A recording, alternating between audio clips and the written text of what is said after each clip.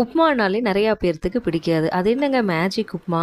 ஆமாங்க, இது சோம்பேறிகளுக்கான உப்மா. சோம்பேறின்னு தப்பாக நினச்சிக்காதீங்க.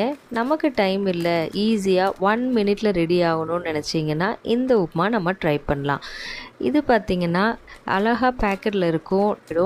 அந்த கவரில் இருக்கக்கூடிய திங்ஸை ஃபர்ஸ்ட்டு ஒரு பவுலில் நம்ம எடுத்து கொட்டிடணும். கொட்டினதுக்கப்புறம் நம்ம கொட்டுறதுக்கு முன்னாடியே நீங்கள் சுடு தண்ணி ஒரு டம்ளர் சுடு தண்ணி வச்சுருங்க. ஸோ அதுலேயே எல்லாமே இருக்குது, உப்பு காரம் எல்லாமே அதில் கலந்து வச்சுருக்காங்க. நீங்கள் ஒரு டம்ளர் சுடு தண்ணியை எடுத்து இதில் ஊற்றிடுங்க.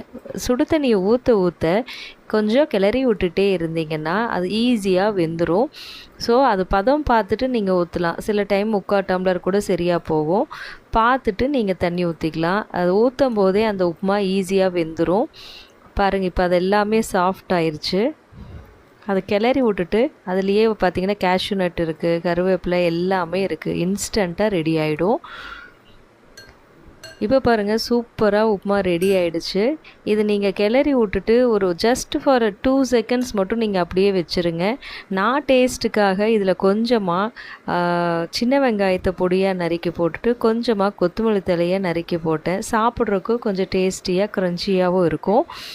இது ஈஸியாக நமக்கு 1 மினிட்ல செய்யணும் அப்படிங்கிறதுக்கு தேவையானதுன்னா இந்த மேஜிக் உப்புமாவை நீங்களும் ட்ரை பண்ணி பாருங்கள். டேஸ்ட் வைஸில் பார்த்திங்கன்னா சூப்பராக இருந்துச்சு. அதில் பார்த்திங்கன்னா கடலைப்பருப்பு, உளுந்தம் பருப்பு எல்லாமே இருக்கும்போது இந்த வெங்காயமும் சேரும்போது சூப்பரான டேஸ்ட்டு கொடுத்தது. ஸோ இந்த மேஜிக் உப்புமாவை நீங்களும் ட்ரை பண்ணி பாருங்கள். என்ஜாய் பண்ணுங்கள்.